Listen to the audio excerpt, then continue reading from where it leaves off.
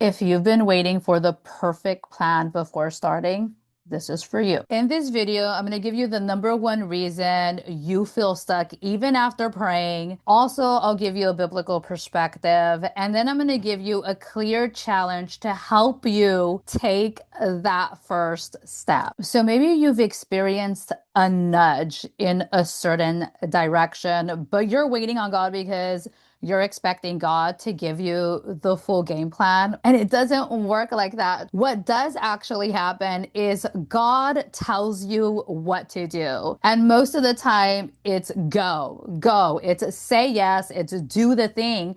And we're waiting for all the plans. We're waiting to see the full picture. Taking that step without knowing where it's going requires trust, requires you to trust God that the plans that He has set before you are good and great plans, better than we can imagine. I really think that if God showed us all the plans ahead of time, our own fear would keep us back, just like our fear keeps us from taking that first step. The first step often looks like an opportunity that you are probably going to feel unqualified for because you probably have never done it before, have never imagined yourself doing it. An analogy that comes to my mind is like those very popular escape rooms, right?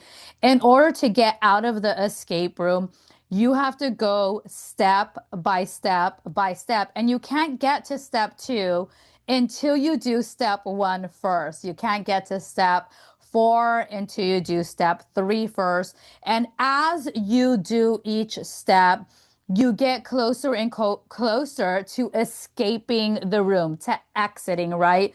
Well, I feel like that's kind of how it works with God as well, is He just gives you the opportunity for the first step. And as you move in obedience and faith, trusting and knowing that God has you, He begins to develop you within that step for the next step. That's why it's critical to take that first step and to trust that as you get to that next step, God is equipping you for the next and the next and the next, because there are things there beyond what you have imagined or dreamed of. Sometimes, though, God does give us visions and dreams, and you'll see yourself doing something that might feel scary. You'll see yourself doing something out of your comfort zone. I can tell you, for me, I've seen myself doing things in these visions that God has given me, doing things that I would never plan for, that I would never choose or want.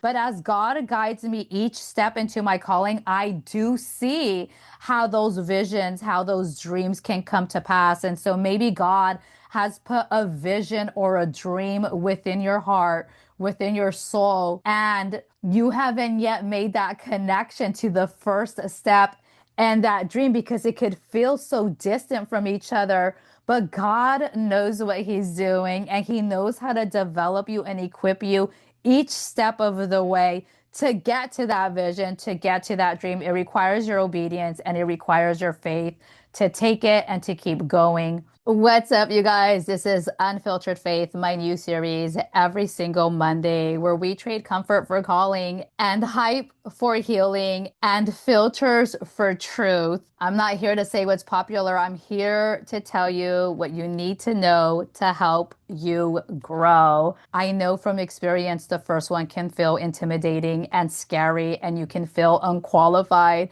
and like you're not ready. You're never going to feel ready. When you take that step, God shows you that you are ready. If He put it in you, He has equipped you with what it takes to get it done. Okay, you guys, in James, we read that faith by itself, if it is not accompanied by action, it is dead. So we have to physically move into the calling that God has for us. I want to encourage and challenge you guys this week. If He told you to start writing, write. If He told you to join a particular ministry, join it. If He told you to start a Bible study or to go to the women's group or the men's group or whatever it is, just Go. When you get there, you will find what he is calling you to do from that moment on. You don't need to know every step. You just need to trust him. Trust that he goes before you, he meets you there, he guides you, and he leads you, and his plans for your life are good.